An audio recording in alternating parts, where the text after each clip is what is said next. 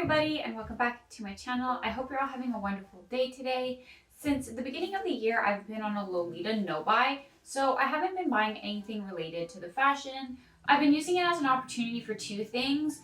There were some bigger purchases I needed to buy, so I didn't want to be buying those and Lolita because that's a lot of money. And I've also been saving up for a trip to Japan that my girlfriend and I are taking in October. So while I bought things here and there, I got new glasses, I got a new daily work bag, that kind of thing.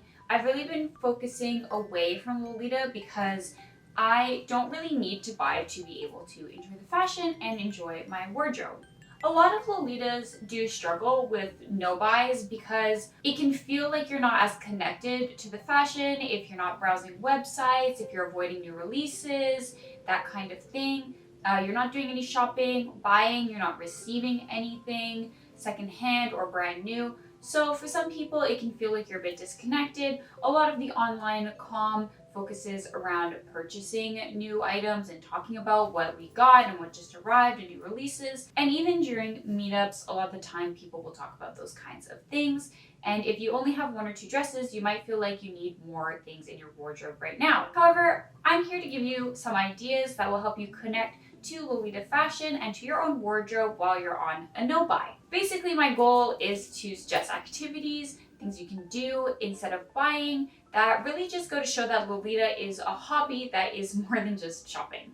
Now, my no-buy is kind of long, January, February, and all of March up until my birthday, April 1st.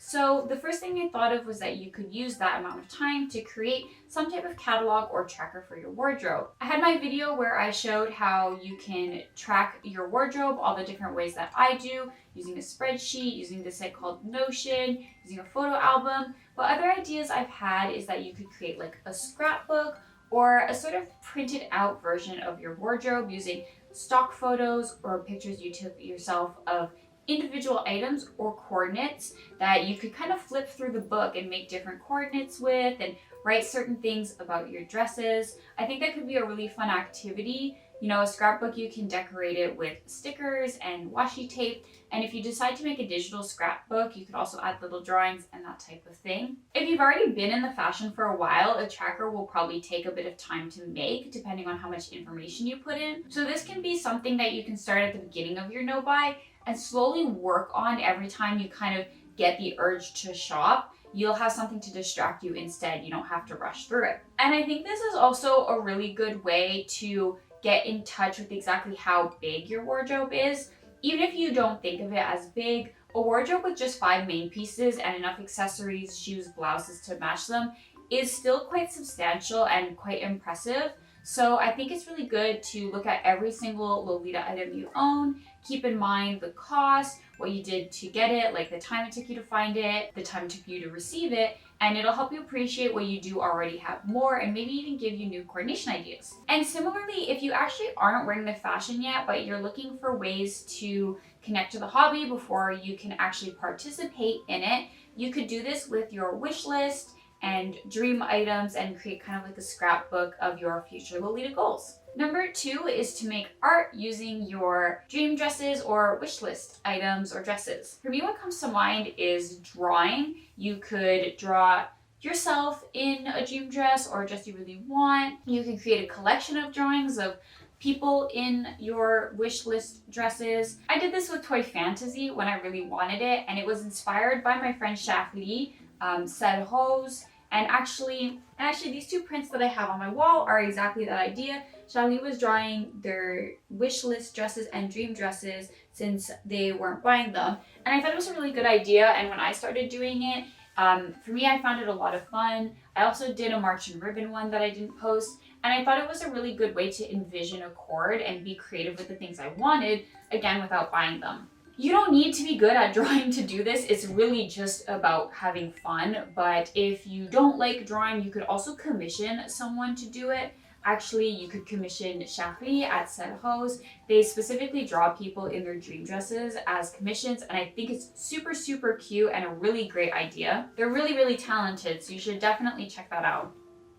What are you doing, Sneaky? Of course, you could also make coordinate collages. You could maybe write a short story about someone getting their dream dress. You could do whatever you want. It's just nice to do something creative instead of something focused on just money and buying. What I find great about this is that it really helps you realize what you love about your dream dresses or wishlist dresses. When I was drawing Toy Fantasy, for example, I was really thinking about the color scheme and what would look good on it and how cute the polka dots and the ruffle bodice was, and it helped me just appreciate the dress even more than I already did. 3, you could do a question or a chord challenge. These are all over for Lolita. There's always some on Instagram, there's old blog posts, old YouTube challenges that kind of set you up with questions or different themes and ideas for coordinates. And these are really great for getting new ideas and also kind of just keeping busy. You could just do one question or one coordinate a week or do it all in a few days, but it'll give you something to do with your wardrobe that you might not have previously thought of. If you're doing one with questions, a lot of them are focused around your preferences and relationship to Lolita fashion. So I think that's a really good way of putting your own preferences first. Instead of buying new items, it's good to kind of think about what you really like. Once you do start buying again, you'll have a better idea of what you want for your wardrobe. For number 4, it is kind of a coordinate challenge. So I wanted to put those two ideas together, but this one is specifically to make capsules out of your wardrobe. Now, a lot of Lolitas have capsule wardrobes or have capsules within their wardrobe. I don't. I never build my wardrobe that way, but I think it would be really cool to take different themes, different color palettes from your wardrobe and try and make capsules out of them. A capsule wardrobe, usually I've seen people say, is a maximum of 5 main pieces. So you could take 5 of your main pieces and try and really limit the items that match it into a capsule wardrobe with just a few blouses, socks, that kind of thing. Or you could go hard mode and take 2 dresses and try and make a capsule wardrobe with that. I think this could really help you recognize the essentials you have, the really useful pieces that you're gonna want to use really often in a lot of coordinates, or maybe you already did and just didn't think about it. This is a good indication of 2 things. 1, what's missing in your wardrobe. You might have 3 pink cardigans, but you need a Saks one. But it can also help you realize maybe you lean more casual than you realized previously, something like that.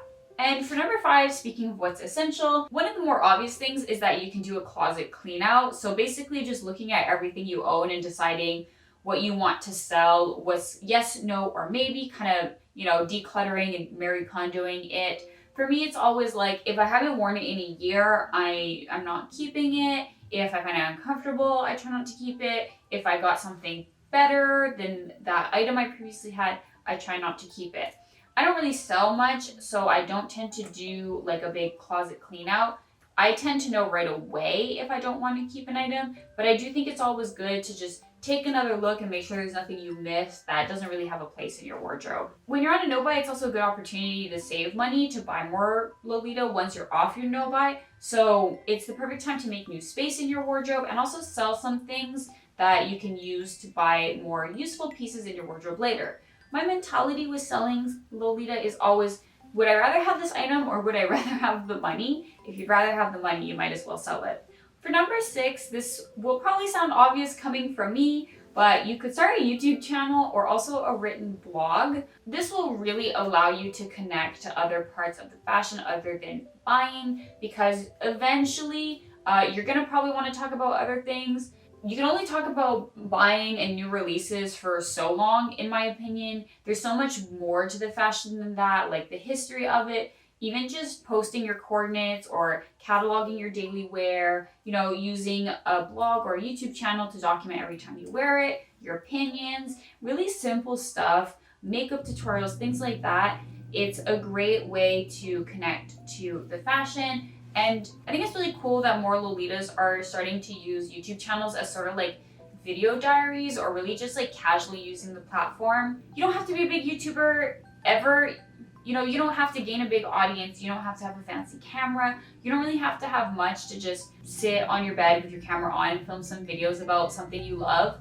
And it's really refreshing to me to see that. Number 7 is to reorganize your wardrobe. And I don't mean selling anything from it. I mean literally just maybe you want to put your dresses in a different order. If you have them separated by color, you could try separating them by theme. I think just the act of taking stuff out of your wardrobe putting it back in, moving it around, thinking about what goes where will also help you see like what has a place in your wardrobe or not. Interacting with the clothes is always a good thing. Obviously, this is outside of just actually wearing it. When you wear a coordinate, you're wearing like a limited amount of pieces. Doing like a wardrobe reorganization will allow you to see all of your pieces together. Again, really be in touch with how much you have, appreciate how much you already have, or appreciate how far you've come, even if you feel your wardrobe is small. And my last idea for this video is to do a photo shoot. This is kind of like an extra special version of wearing it, but whether you're booking a local photographer, going out with a friend, or just taking pictures in your house, this is a really fun way to wear an extra special, maybe OTT coordinate that you've been saving, and just feel like pretty and have fun wearing Lolita. It's always fun to play dress up with our own clothes because it's like, for me, like I have this whole amazing wardrobe that I've worked really hard to collect over the last 5 years. So why not put it on, play dress up, appreciate it, have fun, and think of it as special. You can also do edits with the photos after. So edit it to look like a catalog photo or, you know, one of those edgy old school photos, whatever floats your boat. But there's so much you can do with the pictures while you're taking them and after. Personally, I've done like casual photo shoots with my brother a bunch, and every time it's tons of fun, and I always look back at the pictures and really love them because, of course, if you're going to take a photo shoot in a coordinate, you're going to take more time to think about it, plan out the location. So it always just makes a really nice memory while wearing Lolita. Well, those are all of my ideas to help you connect to Lolita fashion as a hobby while on a no-buy. Of course, the number one thing to do is just to wear the clothes. You know, I'm a strong advocate for wearing the clothes that you already have and prioritizing that over buying new clothes. I understand why it can be hard. I've been there because the online Lolita.com tends to focus a lot on buying. So I'm hoping that this could help you maybe prolong your no-buy if that's what you want. Maybe encourage you to take one. I don't think everyone needs to be on a no-buy all the time, of course. It's just a good idea, in my opinion, to take it every once in a while and appreciate your wardrobe as is instead of trying to expand it for just the sake of buying things. I hope you enjoyed this video. If you have any other ideas or things you do when you're on a no-buy to help connect to your wardrobe, please feel free to leave them in the comments below. I will see you in my next video. Until then, have a wonderful day and bye-bye.